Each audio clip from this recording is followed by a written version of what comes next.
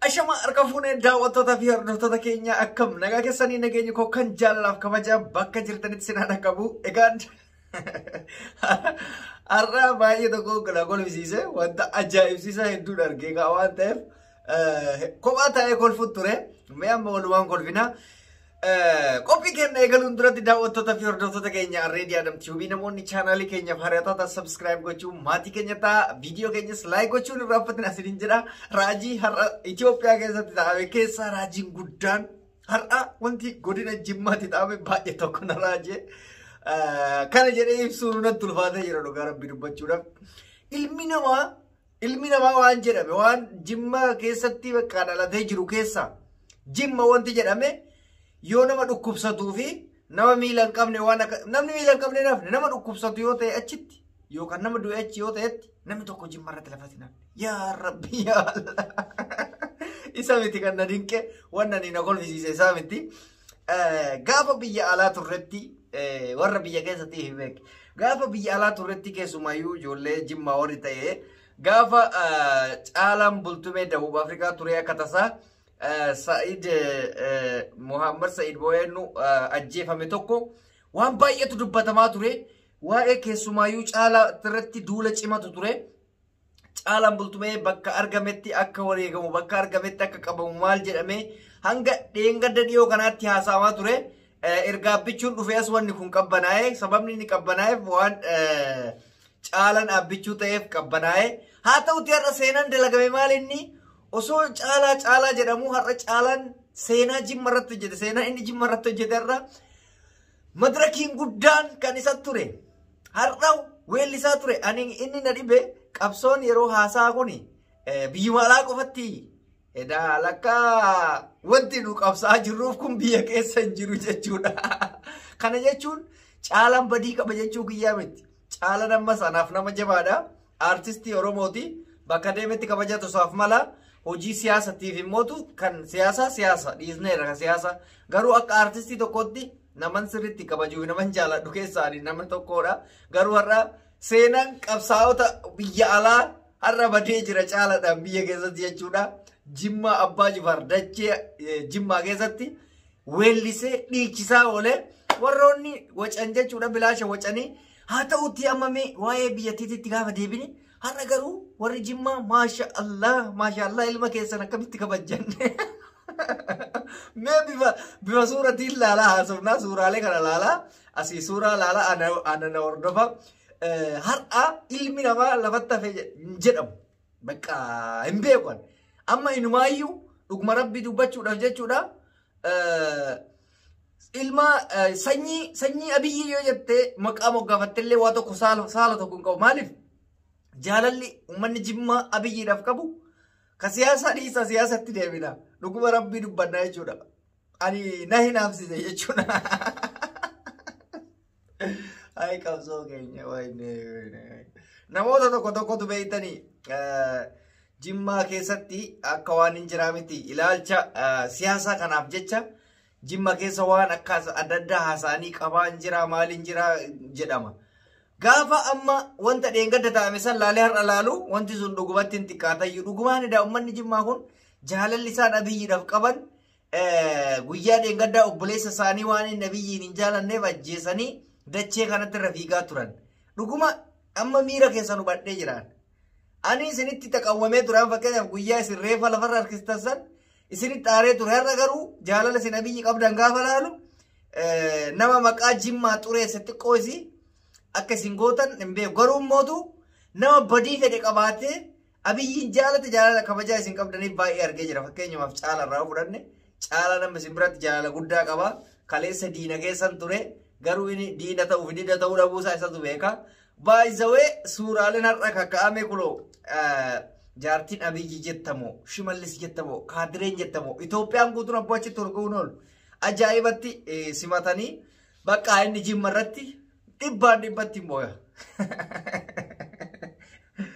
ani dhugaa rabbiitti waa'ee Abiyyi haasa'uuf hin dhufne rabbiin haa nyaatu dhugaa waa'ee caalatiif warra wacuu warra ammas ala taa'ee haasa'uutu jira beektanii caalan biyyuma ijoolleen keessatti dhaadataa turte keessayyuu ijoolleen hoolattii eeytu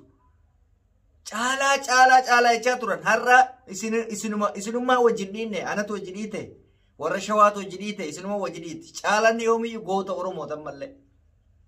biltsiginnaa ta'uu dhabuu isaa dantaa isaatti waa'ee siyaasaa nun galchu gisee waa'ee siyaasaatti deebine isa qeeyidha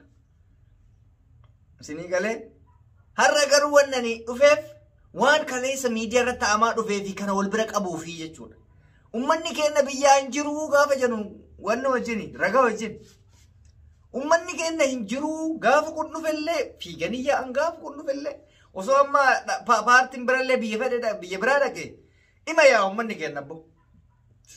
ajaa'iba rabbiiti bar abeet hundumaafuyyuu kuni filannoon osoo hin taane akkanumaan na argi yookaan namoonni jaalala biyyi qaban illee jira dhugatti yoo gad deebine jechuudha. Sababa nama tokko sababa nama muraasatiif ijoolleen keenya wal qeequu dhiisa maal rakkoo qaba abbaan barbaade hasimatu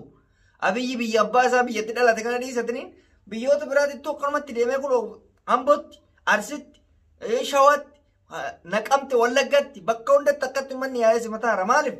waan isaan simataniif ummata biyya jiru beekan warri biyya ala homaan beeynu iccitii jiru nuti odeeffannoo dabarsuu malee maaltu akka ta'ame ummanni jaalatee baheefi siyaasaaf baheefi ilaalcha wayitiif baheefi dirqamaan bahee hin beeku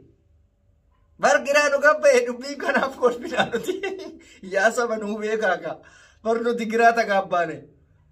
nuti biyyi dhugaadha diina keenya guddaadha har'allee borillee ummanni biyya ammoo faallaa keenya deemaa jira nuun morkatammoo akkam waan isaa dhiiroo warri biyya akkami yaa warra keenya keessayyuu abboonni keenya abbaan koo haati koo abbaan keessan haati keessan nagaa qabuu garuu maal isaa dhugumaan isinii maa baran kutaa hundatti ima bahanii ilaala ima yaa'an abba maa faadha keeti abbaa faadha kiyya ani waan biraasaa jarrachi waan biraa hojjetti maal jechuudha jarana warraan walitti fuunee irra jechuudha maatii kennan wanta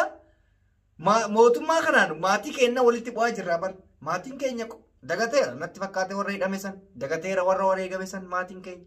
nagaa qabu garuu namichi bu'aa itti fuufee dhiiroo bar dhugaa isinii maaraan nagaarramee tarra waan hin haasa'udha bebaayisoo haalli nu keessa jirruu fi haalli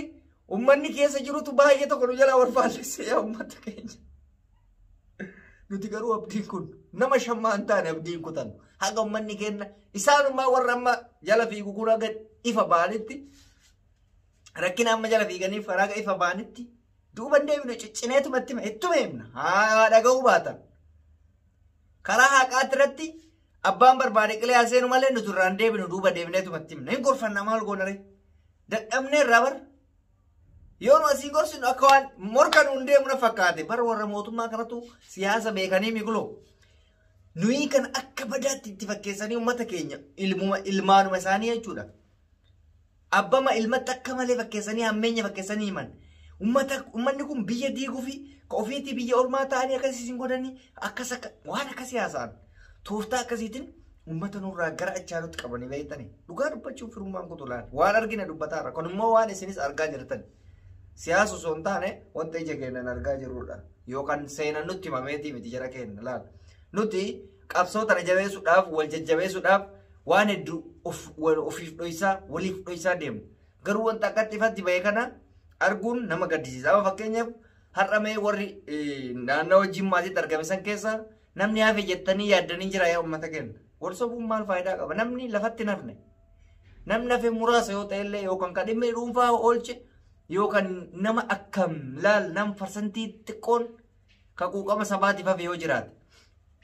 naannoo hundattis akkasi maal argeetti akkasi shawaatti akkasi arsitti akkasi jimmatti akkasi wallaggatti booranatti bakka maratti argat jira miidiyaa irratti yaa jara keenya dhugaa rabbi dubbachuuf maaliif kophaa argatan kaa kophaatti argatanii bara hawaasa kana ummata kana kophaatti argatanii namarraa saamutu hin jirre paartiin oromoo qabu diigameera eenyutu raasaamu ummanni kophaa argataniituma ummata guutuu ofitti fudhatan kanatu baay'ee onnee nu tuqe har'a garuu waan dubbadhullee hin beeku rabbi ummata keenya qabsoottaa deebisuu ofaa yaadachiisuu jechuu malee wanna jennu takkallee hin qabu hundi keessanuu kanuma karadhaaf ummata keenya ummanni keenya karaa badarra jira dhugaa rabbititti itti fakkeesseera namichi isaan haa qajeelchuu jennaan egaan daawwattoota hordoftoota keenya qophiin irra jimmaatti oole isa fana fakkaata. Hamma xumura qophii keenya nu waliin turuu keessaniif galatoomaa isiniin jenna. Already Adam TV chaanaalii keenya Faariyaa Hawwataa subscribe gochuun maatii keenya ta'a viidiyoo kenna immoo like gochuun irraa fatina. Yaada keessa koomentiin kenna nagaatti.